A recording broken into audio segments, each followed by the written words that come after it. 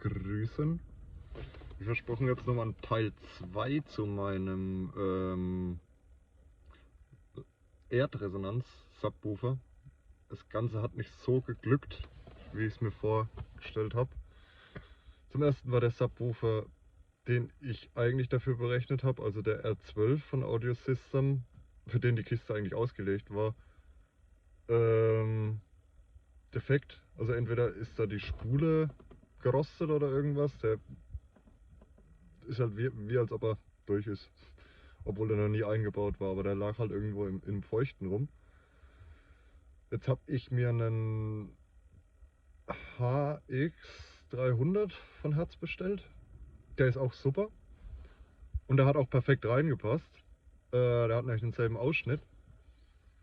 Aber es ist halt nicht das Ergebnis, wie ich es mir gewünscht habe. Weil wenn du auf Fahrzeugresonanz abstimmst, dann sind ja ungefähr alle Frequenzen werden dann gleich verstärkt, weil es ja die Fahrzeugresonanz trifft, alles was aus dem Subwoofer austritt, aus dem Bassreflex. Aber er ist gut, ja. Ich kann ja auch mal die Berechnung vielleicht mal zeigen, wenn es jemanden interessiert. Also na, sag mir's.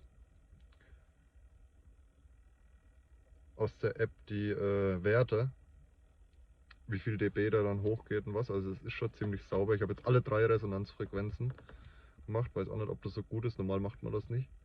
3 verschiedene Frequenzen am Reflexrohr oder 3 verschiedene Reflexrohre mit 3 verschiedenen Frequenzen, normal eine.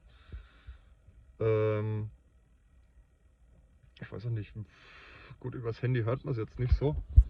Ich mache mal einen Rebase an. Ich weiß nicht, man hört nicht großartig was, man sieht nicht großartig was, aber ich zeige euch jetzt mal. Ich mache auch mal hinten auf. Es ist schon ein bisschen was. Es ist halt ein klarer Sound. Es ist ein klarer Sound. Und da ist er vor allen Dingen. Passt gerade so rein. An der M-Phase. Halt. Eaton. Wie vertan. Eaton-Stufen sind auch super. Die ganz alten Glas AB. Ich lasse mal laufen und zeige einfach mal. Einfach mal so einen Hörtest jetzt.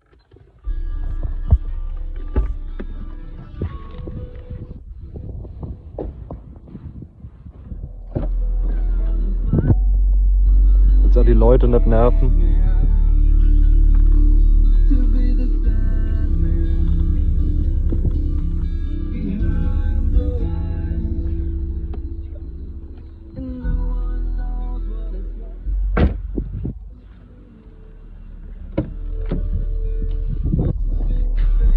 Ist halt ein bisschen wubbert tut das schon, ey. In den Ohren knallt's auch.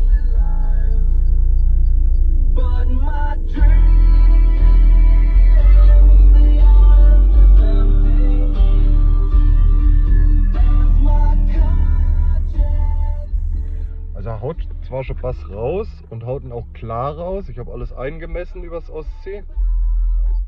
Aber ich hätte halt gedacht, da kommt mehr. Und mal geht er auch richtig gut, mal geht er ein bisschen weniger. Ich weiß nicht. Ich würde es gerne mal mit einem größeren Subwoofer mal ausprobieren. Aber das Projekt ist ziemlich... kannst du in die Tonne hauen. Also wenn du einen richtig guten Bass willst, machst du auf Fahrzeugresonanz. Nimmst den geschlossenen Subwoofer, misst es aus, die Fahrzeugreso. Wo ist der am höchsten? Wo ist der Peak am höchsten? Ist ja meistens zwischen 39 und 50 Hertz, irgendwo so zwischendrin die Fahrzeugreso. Und ich denke mal, ich lasse beide Bassreflexoren drin mit 14,1 und 20,3 und hau dann den 7,8 Hertz raus. Weil der bringt es eh nicht. Also so tief kommt der Subwoofer nicht. Ich habe fast keine Tracks, die so tief gehen. Werde den 7,8er raushauen und werde nochmal die Fahrzeugreso richtig ausmessen und den dann einfach nur einkürzen. Ne? Dass der dann die Fahrzeugreso trifft. Und dann habe ich einmal Fahrzeugreso, einmal 14,1, einmal 20,3 und das passt dann. Was man halt merkt, bei 20,3 Hertz spielt er noch richtig knackig, also hörbar knackig, aber halt auch tief. Und das ist die beste Modifikation, finde ich, für ein geschlossenes Gehäuse. Natürlich bei jedem Subwoofer und jeder Literzahl wieder anders. Aber du kriegst einen richtig guten Subwoofer damit hin. Ich würde am liebsten sogar nochmal ein Reserveradgehäuse oder was bauen. Mache ich das noch. Also man hat jetzt ein bisschen was gehört oder was. Ich kann auch noch mal kurz, das könnte man vielleicht noch mal machen.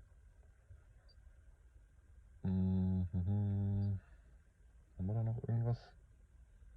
Oh ja, The Hills. The Hills geht jetzt von 19 Hertz. Ist das rebased?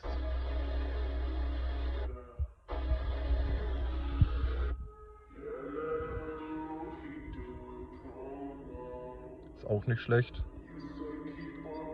Ist auch nicht volle Leistung oder was.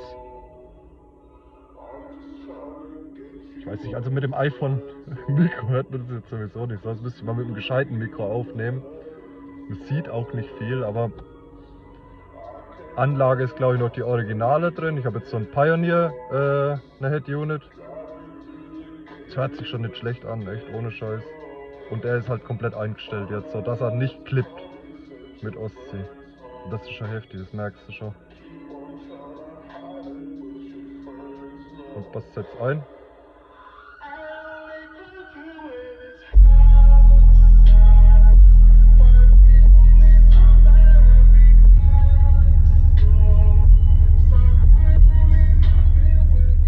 So, ich will aber den Leuten nicht so auf den Sack gehen. Man merkt schon was, ja. Jetzt mache ich auch mal aus. Weil wie gesagt, ich will den Leuten nicht so auf den Sack gehen. Aber ist gut, finde ich trotzdem. Trotz alledem, also es ist nicht das bei rausgekommen, was ich wollte, aber zumindest etwas. Ne? Zumindest ein schöner Sub, würde ich sagen. Nichts versteift und nichts. Ich habe da jetzt habe ich noch von Holz genommen. Wie heißt denn das? Fichtelaminat ist das, glaube ich. Also A, schleicht die Kiste und trotzdem gut. Und als nächstes mache ich, wenn dann ein Reserveradgehäuse, weil das nimmt mir auch so viel Platz weg. Aber nochmal die Fortsetzung. Ich müsste es mal von weiter weg auch noch filmen und so, aber wie gesagt, ich will den Leuten hier nicht so auf den Sack gehen und ich kann jetzt nicht großartig fortfahren. Aber wenn das nochmal jemand sehen will, der das Video sieht, einfach nochmal in die Kommentare schreiben, ob es euch noch interessiert, ob es euch gefallen hat. Und ob ihr euch vielleicht noch andere Projekte von mir wünscht. Ich hätte auch noch ein paar Subwoofer-Projekte, sobald das nötige Kleingeld da ist. Ne? Und ich kann ja mal einen Spendenlink auch nochmal mit reinhauen, wenn es euch gefällt. Es ist auch eine 7-Cent-Spende. Ist jetzt nichts, was jemanden großartig arm macht, sag ich mal. Und ja, aber sagen wir mal, wenn 1000 Leute jetzt 7 Cent spenden, habe ich auch schon wieder 70 Euro. Ne? Und kann schon wieder weitermachen. Und wenn 100.000 Leute 70 Cent spenden, dann habe ich 7.000 Euro. Und damit kann ich schon richtig was machen und richtig Projekte fetzen. Ja, auf bald. Aufs nächste Video.